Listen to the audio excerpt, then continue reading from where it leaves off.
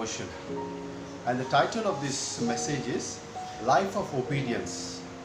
Obey God and leave all the consequences to Him. We'll turn on the Bible to Exodus chapter 19 and verse 5. Just one verse. We'll read it. Now therefore, if you will indeed obey my voice and keep my commandment, you shall be my treasured possession among all people, for all the earth is mine. Let's pray for the word.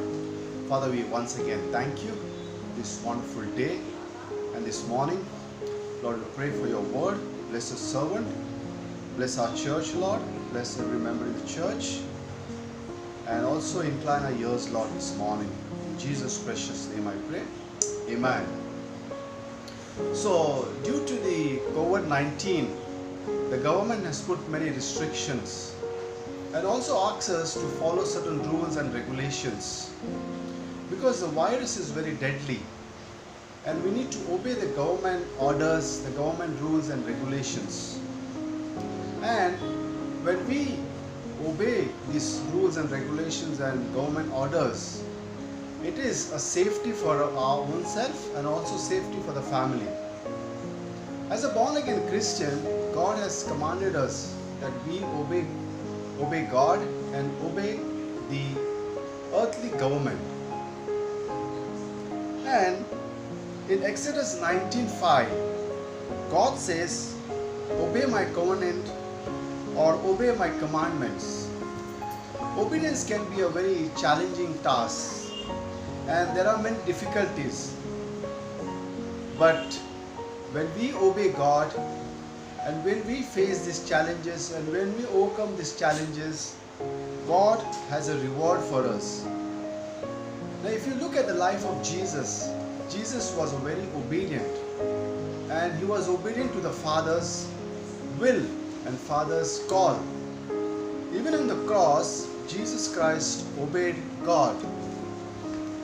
When you look at the life of Abraham, when God called Abraham, Abraham received the call of God and left his country and went to the city which God asked him to go.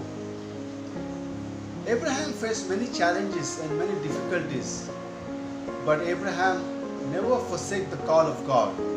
He always obeyed God, and Abraham is known as a friend of God. We also see the life of Moses. Moses also received a call of God, and Moses obeyed God and received the call and went forward for the call. God sent Moses in the Egypt to rescue the people of Israel, and Moses rescued the people of Israel. And Moses also faced many challenges and many difficulties, but with God's help and God's direction, he was successful. And also Moses is known as the meekest person. In the New Testament, Jesus called the disciples, and the disciples received the call and obeyed Jesus Christ and followed Jesus Christ. So if you look at the life of the disciples were rewarded.